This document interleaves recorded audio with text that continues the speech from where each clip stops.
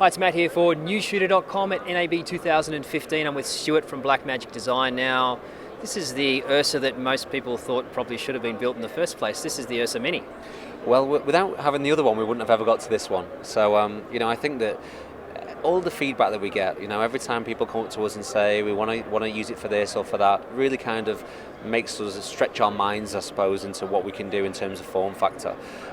What we were finding with the original production camera 4K and the 2.5K camera was that everyone was over rigging it. Everyone was kind of like putting huge shoulder mounts on it and matte box rails and things like that. And then we had the URSA, which was a larger, more ergonomic camera, but was not necessarily always suitable for every environment. So what we decided to do was look at that range in between the two. With this, what we've created is this fantastic URSA Mini, which I'm just blown away that we've been able to do this in such a short space of time, really.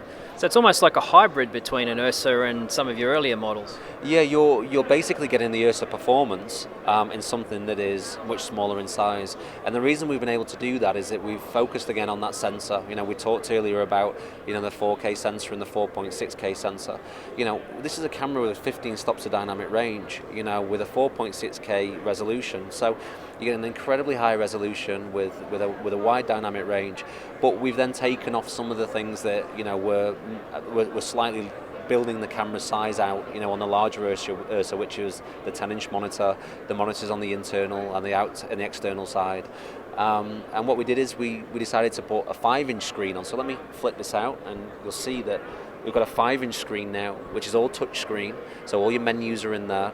We're still recording to CFast, so you've still got there 2 card slots for your CFast.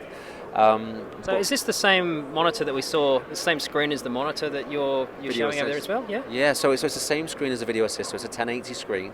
Again, all touch screen. So again, very, very high quality. Great color and contrast within there. You've got all that functionality of the URSA in terms of the focus beacon and all those settings that you're familiar with, and the codecs. So the RAWs, the ProReses. We've also got other cool things, like we've put audio on top now, so it means you can connect your audio through XLR on the top. We've also got built into this a GPS and also a gyroscope, so on the metadata we can actually draw all that information out in the metadata. The camera weighs 2.5 kilos, so let's get it on your shoulder and you can have a feel just how light it is. I mean, you're basically picking up there not just the URSA, but you're picking up also the shoulder mount kit as well, and also you've got the EVF on there. So this includes, the price includes? It doesn't, no. So what you're getting with the body is you will get the actual physical body, and then the handle that you're holding here actually fits to the rosette mount point on the right of the camera. So this comes with the camera. Now, for an extra $395, you can buy the arm, you buy the shoulder kit, and you also buy the handle on top. My opinion is that extra $395 is well worth it, just purely because you get that quick release and you get a much nicer feel in terms of holding it on your shoulder. What's the functionality of the hand grip here? What can you do with the hand grip? So currently we've got on there focus, and we've also got iris control, and we've also got record on there. But the great thing is with this is that we have the potential in the future maybe to even map different functionality of the camera to this handle. So whilst we don't know where we can go with that today, there is open possibilities in the future. This is very similar sort of design to, say, like the Sony FS7. I guess Blackmagic have looked at that camera and its popularity and seen that there's a market for that, but you've been able to do it at a lot cheaper price. I think that generally what we look at is ergonomics. We look at what works best for each individual customer and each user, and we talk and we spend a lot of time working with creatives. One of the things that I think that we pride ourselves on is that we generally spend a lot of time looking at the way in which the cameras are used, asking people about where they believe the benefits and the negatives are.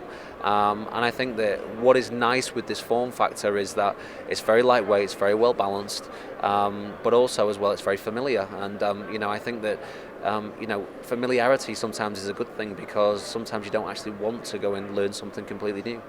In terms of the current, or the former URSA and the URSA Mini, what's the difference in weight, and is this drawing any more power or less power than the previous model? So this is drawing less power. This is going to be drawing less power due to the fact it hasn't got those additions, things like the audio monitors, also the extra screens and that 10-inch screen. So we're going to see a reduction in power draw from it. The other key feature difference is obviously with the big URSA you get the turret which you can change, so basically a upgradable turret.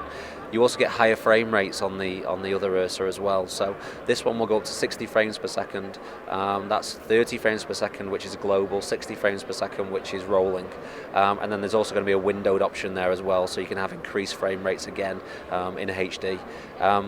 And obviously the size, I mean, it's much lighter in weight. I mean, you're talking, as I say, around about 2.5 kilos, less than 2.5 kilos, which means that you're not going to feel uncomfortable running around with this on your shoulder, either in a digital film or even a news gathering or documentary style.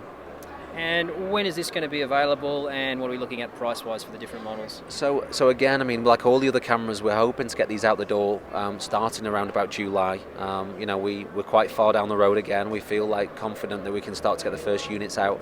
I have to keep stressing the point that we don't know what the popularity or the interest is going to be. So there are times when you kind of get an enormous volume of people interested, and then you've got to think to yourself, okay, we need to get these out the door, but we don't know that just yet.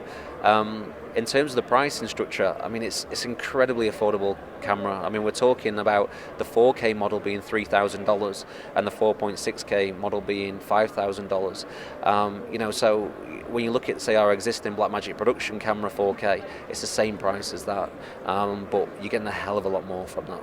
Okay, thanks very much. No problem, thank you.